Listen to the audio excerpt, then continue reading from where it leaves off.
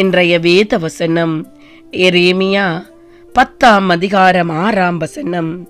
கர்த்தாவே, உமக்கு ஒப்பானவன் இல்லை, நீரே பெரியவர், உமது நாமமே வல்லமையில் பெரியது. என் அன்பான சகோதர சகோதரிகளே, ஆண்டவருடைய வார்த்தை இன்று எங்களிடம் கடந்து வருகிறது. அவர் நாமம் வல்லமை உள்ள தேவன். ஒரு பலசாலியான வாலிபன் இருந்தான். அவன் தன்னை பார்க்கிலும் பலனிலும் வல்லமையுள்ள ஒருவரிடமே வேலை செய்ய வேண்டும் என்று தீர்மானித்தான். அப்படியே மிகுந்த பழுதூக்கும் ஒரு குத்துச்சண்டை வீரனை கண்டு அவனிடம் வேலைக்கு சேர்ந்தான்.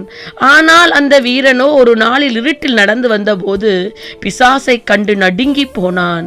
எனவே இந்த வாலிபன் பிசாசுதான் மிகுந்த வல்லமை உள்ளவன் என்று எண்ணி பிசாசுக்கு பணிவிடை செய்து வந்தான். பிசாசு அவனை கொண்டு பல ஆச்சரியமான காரியங்களை நிகழ்த்தினது. ஒரு நாள் ஒரு ஏழை விவசாயி தன் ஜெபத்தில் இயேசு கிறிஸ்துவின் ரத்தம் என்று சொல்லி ஜெபித்துக் கொண்டிருந்த போது அந்த பிசாசு நடுநடுங்க ஆரம்பித்தது. அந்த இடத்திலேயே நிற்காமல் ஓடி போனது. அந்த வாலிபன் அந்த விவசாயியிடம் வந்து அவனது வல்லமையின் ரகசியத்தை விசாரித்தார். அதற்கு அந்த விசுவாசி 1 யோவான் 4:4 காண்பித்து, உலகத்தில் இருப்பவனிலும் தன்னில் இருப்பவர் பெரியவர் என்றும் வல்லமை உள்ளவர் என்றும் கூறி இயேசு கிறிஸ்துவை அறிமுகம் செய்து வைத்தார். அது முதல் அந்த வாலிபன் கர்த்தருடைய ஊழியக்காரனானான். தேவ பிள்ளைகளே, தேவன் வல்லமை உள்ளவர். அவர் ஒருபோதும் தோல்வி அடைந்தவர் அல்ல. தம்முடைய ஜனங்களாகிய இஸ்ரவேலருக்கு முன் ஜெய கிறிஸ்துவாய் அவர் வழி நடந்தார்.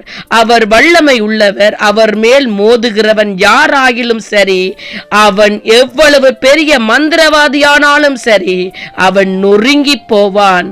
அந்த வல்லமை உள்ளவர் உங்கள் பட்சத்தில் இருப்பதால் நீங்கள் ஒருபோதும் ஒரு காலம் தோல்வியடைய தேவையில்லை. கர்த்தரையும் அவர் வல்லமையையும் நாடுங்கள். அவர் சமூகத்தை நித்தமும் தேடுங்கள். அவர் வல்லமை உள்ள தேவன்.